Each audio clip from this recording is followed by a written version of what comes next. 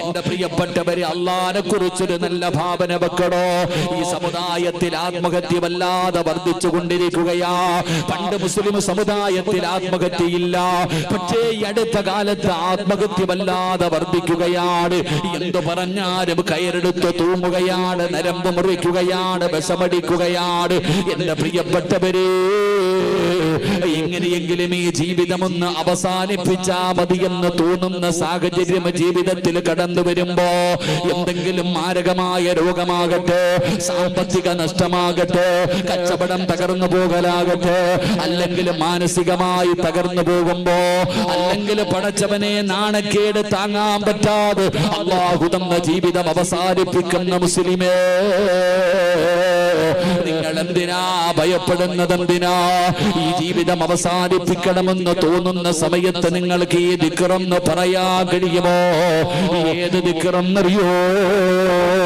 ഹസ്ബുനല്ലാഹു നിഅമൽ വകീൽ നിഅമൽ മൗലാ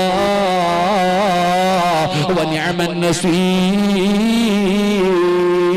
താങ്ങാൻ കഴിയാത്ത വേദനകൾ മടങ്ങി വരുമ്പോ, ഈ ജീവിതം അവസാനിപ്പിക്കാൻ തോന്നുന്ന സമയമുണ്ടല്ലോ, നെഞ്ചു പൊട്ടിയിട്ട് ആരാരുമില്ലാതെ വീടിനകത്തിരുന്ന് കരയുന്ന സമയത്ത് ഈ പറയുന്ന ദിക്ർ ഒരു 3 പ്രാവശ്യം പെങ്ങളെ നിനക്ക് പറയാൻ കഴിയുമോ? ഇല്ലെന്ന് പറഞ്ഞാലും മക്കളെ പറയുന്നത് ഞാൻ ആത്മഹത്യ ചെയ്യുമെന്നാണ്, ഈ ജീവിതം അവസാനിപ്പിക്കുമെന്നാണ്.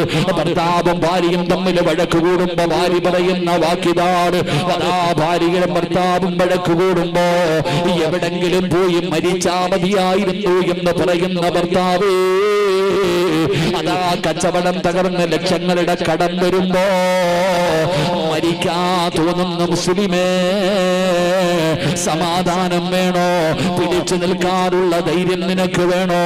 അല്ലാഹുവിന്റെ പ്രവാചകനാണ് പറയുന്നത്, പറഞ്ഞോ ഹസ്ബുനല്ലാഹു നിഅമൽ വകീൽ നിഅമൽ മൗലാ